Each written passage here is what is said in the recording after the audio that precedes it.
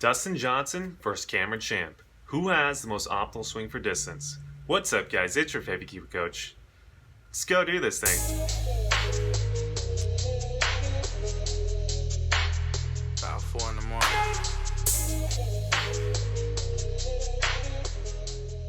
Alright guys, so if you guys are new to Mike's OG Academy, we do everything you guys need to know about golf instruction, whether it be golf course vlogs, golf instructional videos, again, anything you guys need to know about golf instruction, we do it here. So if you guys haven't already, hit that little red subscribe button and you guys are going to be notified every time we drop a video.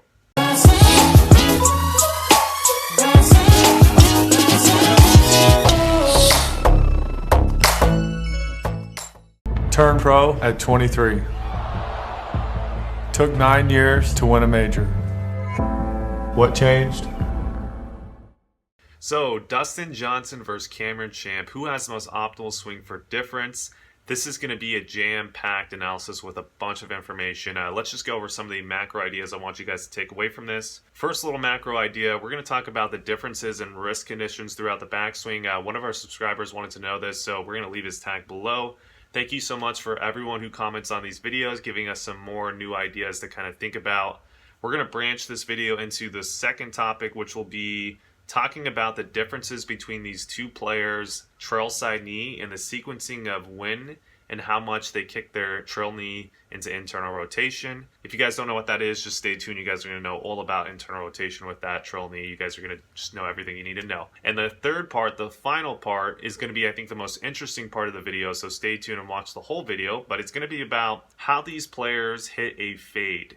Now, I watched a good amount of coaches out there are talking about now how the geometric center, or the sweet spot of the golf club, tends to shift when players try to hit a fade and they're swinging out to in. And they tend to see that good players hit a little bit more off the heel when they're trying to hit their fades. Now, based off the testing I've done personally, and as well as what I can see from these players, I'm actually finding that not to be the case. These players actually are hitting their fades, if anything, actually slightly off the toe, and we'll give you guys some proof behind that. And I think it's just going to be pretty interesting for you guys to figure out how they kind of hit their fades. So anyways, let's hop into the first part, which is the wrist conditions. So before we get too far into the rest of this video, I want you guys to take a look at our product, the video analysis. Now, it's going to be analyzing your golf swing, comparing it side by side by your favorite tour player, as well as kind of giving you 3 ideas to implement into your golf swing.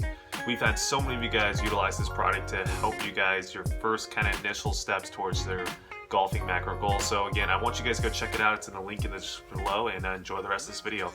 Alright guys, so hopping over to wrist conditions, a few terminologies you guys are going to have to understand from me. We're going to be talking about the 6 wrist conditions, right? So let's just go over them really briefly. So this one right here, I call this the flexing, right? When you're showing off at the gym, you know, you're trying to flex like that, you know, trying to show off. That is flexion in the lead wrist, right? This one right here, extension, right? That's when you're doing the push-ups, you know, trying to work out, get that nice little extension look. Extension, flexion, right? Those are the first 2.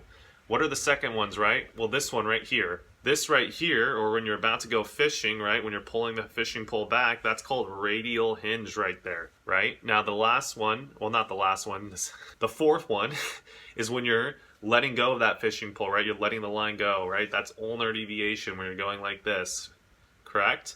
Now the last ones are with the left wrist, for me as a right-handed person, or facing it basically, this is supinating right here, right? And this is pronating, right? So supinating and pronating. Those are the 6 ways that the wrist can move.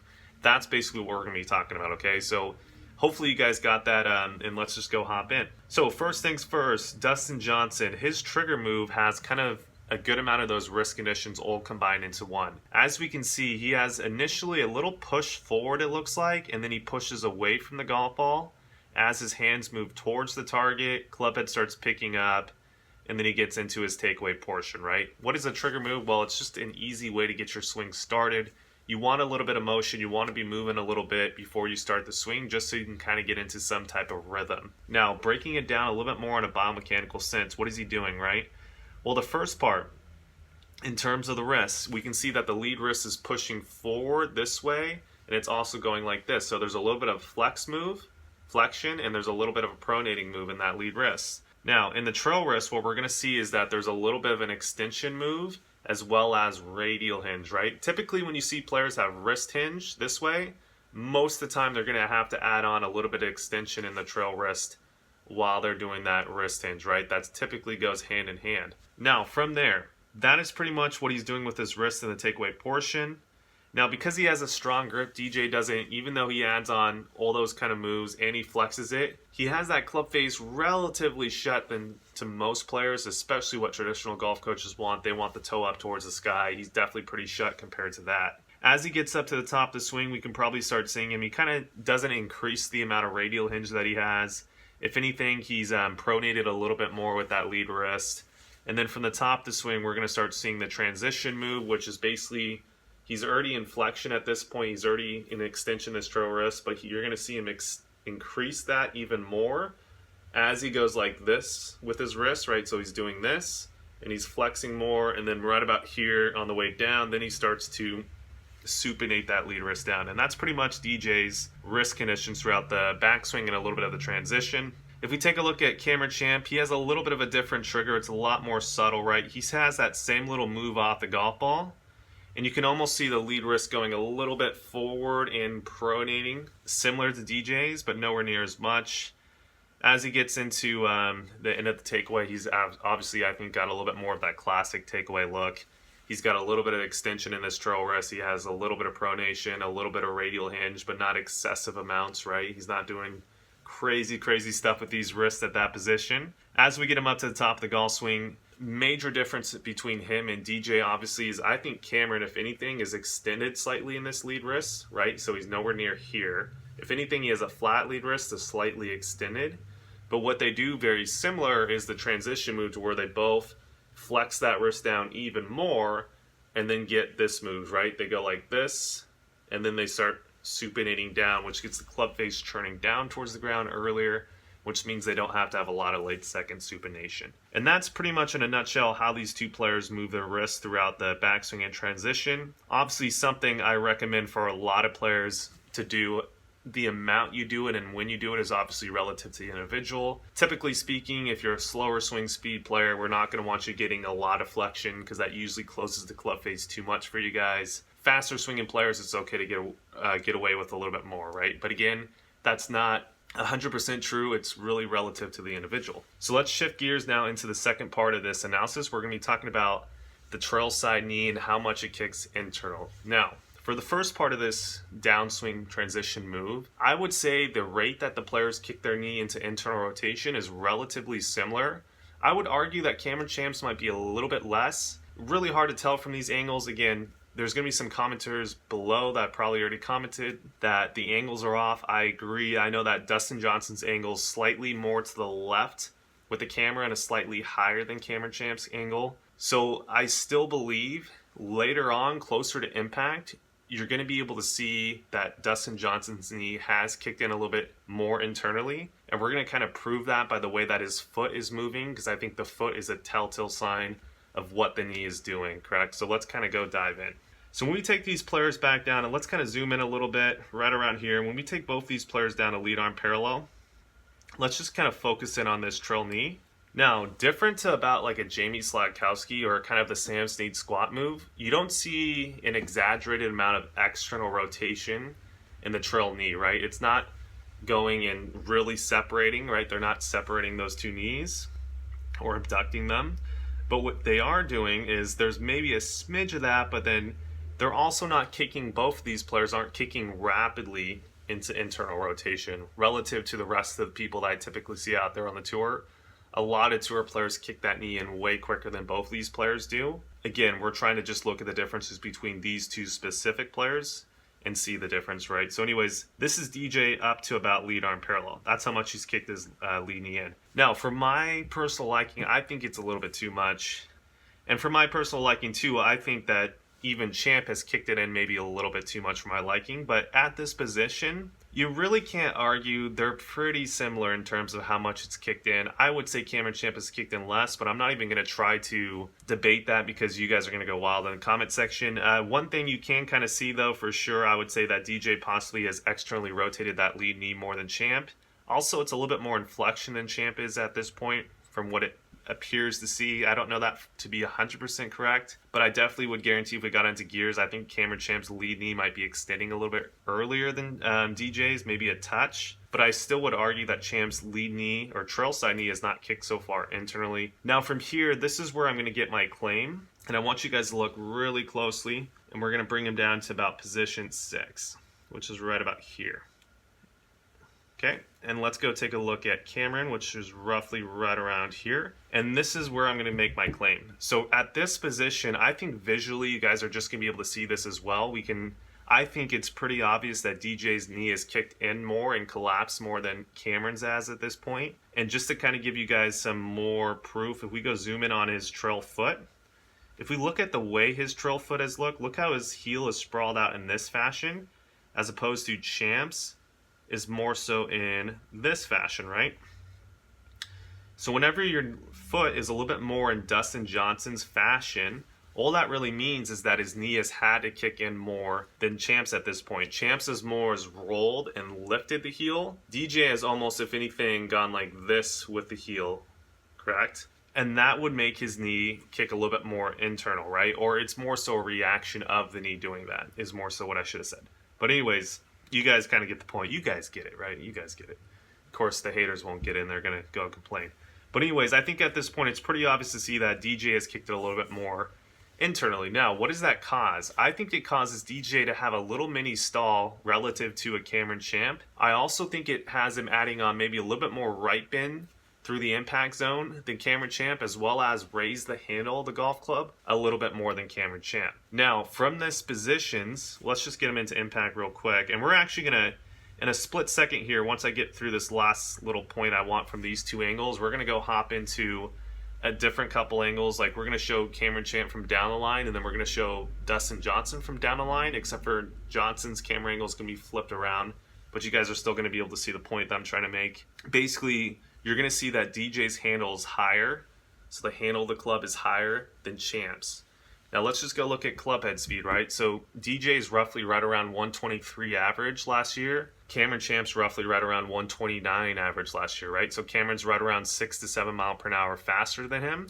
And obviously he's a lot longer, because I think DJ in the year 2018 was right around 317, 318. And I believe Cameron Champ was right around 325. So why is Cameron Champ longer? He's not as tall as DJ, and he doesn't weigh as much as DJ. And I would argue that on terms of athleticism skill, these two players are pretty similar in terms of the amount of athleticism that they have. So why is Cameron Champ swinging faster? Just a little bit. And I think it's really has to do with the way they're using the ground / using the way their knees work, right? The knee structure through this crucial zone of roughly right around lead arm parallel through the ball to about position 8. I think that DJ has a little mini stall here, but he does have a really nice drive and hold release pattern, which is probably for another video, but you guys have probably heard me say that. That's why I think he still hits it relatively accurate. But I think he has a little mini stall, and he raises the handle a little bit more than Cameron. That loses him some speed. I think that Cameron has a little bit less of a stall, and he's rotating through here, which gets him basically whipping the club through, I think, a little bit faster than DJ does, because his handle's not so high. And then he can basically kind of go through the shot. So without just telling you guys that, let's go kind of look at some different camera angles so you guys can see what I mean. And then we'll hop into the last part with those camera angles and show you guys how they hit their cuts. And I think you guys will like that too. So stay tuned. Alright guys, we're going to get into the last part of this section 2 of this video analysis. We're going to go look at the handle deliveries of these two players. Now, obviously one's from down the line this view, one's from down the line from the other view. Again, I think camera angles might be subtly off as well, but I do believe, even though the camera angles are a little bit off, that you can tell the differences between the vertical swing plane. Basically what I'm talking about with that is the handle delivery, right? We can tell if it's the handle's higher or is it slightly lower. I still believe you guys can see that visually. So let's get into that talk. So we're going to stop DJ right around impact, and then we're going to stop Cameron right around impact as well. So just based off the visual between these two players, which player, I want to hear your comments below. I want you guys to start a little debate. Which player do you think has the handle that is more so flatter than the other one, right? Who has the flatter vertical swing plane? Is it DJ or is it Cameron Champ? You guys are probably going to know my opinion. I think it's Cameron Champ, right? And if we go just draw a few angles, now I'm not saying these angles are accurate and that if we were on TrackMan, that this would be their actual vertical swing planes. I do think it would be roughly somewhat close, but not like, I don't think it's going to be like incredibly close, just because it is hard to tell. But I think roughly Cameron Champ is right around kind of 50, so let's get it right. Perfect. So like 49 degrees, let's call it around, would be kind of roughly his vertical swing plane with the driver. If we go take a look at DJ, I would definitely argue that his vertical swing plane is more so on the steeper side. And we're going to see that DJ's is more so kind of right around like 56 to even kind of 55 is actually, I think, where it really is. Actually 54. Roughly right around there. So what does that really mean? Now again, like I said, guys, don't freak out. If we went on TrackMan and got the vertical swing planes, I don't think these would be super exact. I think they would be within 3 to 2 degrees. I would argue. I think that Cameron Champs is getting his handle much more closer to where the original lie angle is. So if you guys don't know what I'm talking about, if you kind of see, when I see the ultra premier ball strikers that were just known for their ball striking, you tend to see that wherever they set up with the lie angle of their club shaft tends to match on the way down. It might be a little bit higher with irons by a couple degrees, but not by much. They're not raising the handle a lot, and they're definitely not lowering the handle a lot. They're actually kind of just replacing it. Now, there was a famous instructor, Jim McLean, that said everything at impact is different. I would argue that. I would say everything in terms of the body and wrist conditions and just everything else is different, but I would argue that the best players, that the lie angle of the club is actually really close. And if you want to be ultra specific, maybe it is different because it is different by 1 to 2 degrees. But I think a lot of people just are under this conception that it's okay to raise the handle a lot because they get clubs that are 4 degrees upright.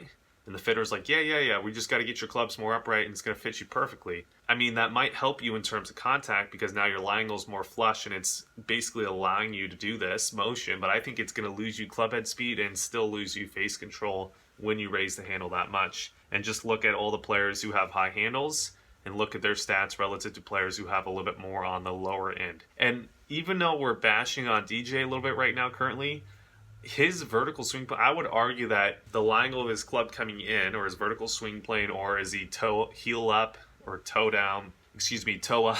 Sorry guys, I'm a little tired here. Whether it be toe up or toe down, which would be a GC2 quad term, all I'm trying to say relative to the other masses of the PGA Tour players out there, he has a better vertical swing plane or lie angle, whatever, or toe up or toe down numbers that you want, whatever you want to call it. I would argue that his are better than most tour players, but relative to what Cameron Champ's doing here, and also some of the longer hitters I see as well, like a Jamie Sulkowski or maybe the Ben Hogans, when you measure kind of those players, just really good ball strikers, you tend to see that the handle is matching more so to where it was at the address position than raising a lot. And I would say just off the eye that DJ is raising his a little bit more than Cameron Champ. All right, guys, so that was a little bit of a long spiel. Hopefully that kind of makes sense. If you want me to do, I could do a full in-depth video on why raising the handle causes those things. Because I tend to say that raising the handle causes those things, but I usually can't go into too much detail because we're trying to keep these videos obviously shorter than 30 minutes, 40, 50 minutes. We don't want to give you guys too long of a video.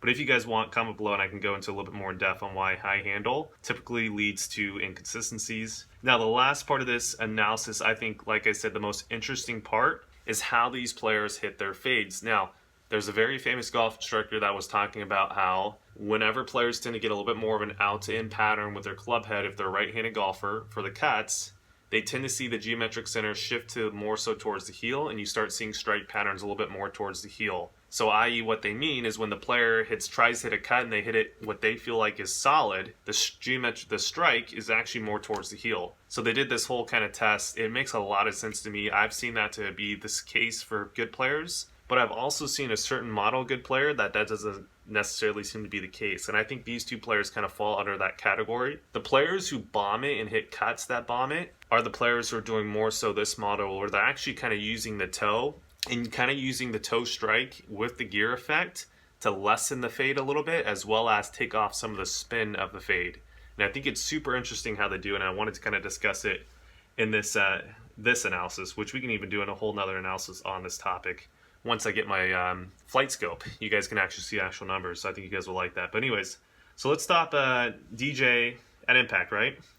hopefully you guys would all agree that he's going to hit this slightly off the toe, right? And we know that DJ hits a fade. In this shot, I know he was hitting a fade as well because that's what it said. He is hitting a fade here. So for everyone who's trying to say, maybe he's hitting a draw, he's not trying to hit a draw here, guys. He's trying to hit a fade. Again, DJ predominantly hits a fade. He hardly ever hits a draw. I know he can hit a draw when he wants to, but predominantly hits a fade. But again, let's see. That strike is very much off the toe. So what is he basically doing, right? So I think what these players are doing, they're getting their, obviously, not necessarily their swing direction doesn't necessarily have to be left, but they're not getting their swing direction as far to the right as a drawer. They're also not going to have their paths, obviously their paths are negative, but I think what they're doing is they're counteracting, they're figuring out a way with strike, either on a subconscious level or their coach is telling them to do this. They're finding out a way to strike to take off spin, right? So whenever you hit it more so towards the toe, you're typically going to spin it less, right? Also what it does is it does this whole gear effect thing. If you hit it off the toe and you're cutting across it and your face is closed, let's say you're swinging -2, -3, which is roughly around where these players probably swing, and let's say their face is at like -2, -1, what this could possibly do is because they hit a toe strike, the gear effect, what it does is it takes off some of that cut spin, which means it cuts a little bit less, and it also takes off some of the backspin. So they end up hitting kind of like 5 to 10 yard cuts to maybe even like little tiny butter cuts that are super low spin. And because their strike pattern is still maybe a little bit towards high-ish to middle-ish to high-ish toe, they're still kind of launching it relatively high, which I don't think Cameron's subtly different than what DJ's doing to hit his cut, which we'll get to here in a sec because he hits a low cut. It's a little bit different story, but they're both using, I think, the toe with the gear effect that toe strikes do with driver to lessen the amount of cut spin that they're tilting of the axis is what they're lessening that axis tilt. Sorry guys if we're getting a little crazy here with the numbers, and they're basically reducing the amount of cut spin they're doing as well as backspin. I think it's super interesting. Obviously this is just a theory that I have. I've seen it happen when I used to test with TrackMan. The way I hit a cut was actually super similar to them. I never hit a cut with strike pattern towards the heel. Now, it was a little bit harder to tell back then because TrackMan only had smash factor, and the way I was telling where my strike pattern was through spray, which is accurate, but obviously not as accurate as the GC2 quad, and you can see strike within millimeters. But I guarantee when these guys are hitting cuts, I'd be really interested to see their numbers on GC2 quad and their strike patterns, and I would argue that when they're hitting their bomb ball cuts, their rip cuts, I would guarantee strike is not towards the heel. I would guarantee their strike's actually, if anything, maybe out subtly towards the toe. Because I watched 10 different videos of DJ hitting his driver, and all of those videos, especially this one wasn't slow-mo, but especially the slow-mo ones, you could see the face coming into the golf ball, hitting it slightly off the toe going this way, right? Because you know he hit it off the toe because the face went like this subtly, and then he'd start going through the shot, and he was hitting fades because you could tell because he was aiming up the left, the ball would start obviously slightly right of where he was aiming, and then it cut back into the fairway because the hole went that way. He had to have been playing a cut or else he's screwed aiming that far left, right? So I think that's interesting. You guys can debate that if you want down in the comment section. I think that's definitely the case. Cameron's doing a similar thing too. If you guys watch his swing right here, you can obviously see that he's coming in and striking this one subtly off the toe, I would argue. Not as much as DJ was in this shot over here on the left, but I think what Cameron Champ is doing subtly different is his strike point is lower on the face than, say, a DJ. DJ looks like he's hitting a little bit more close to the high toe, and Cameron Champ's looking like he's hitting a little bit more towards middle of the face toe. So, like, let's say this is middle of the face. Let's say my fingers are the toe section for my view.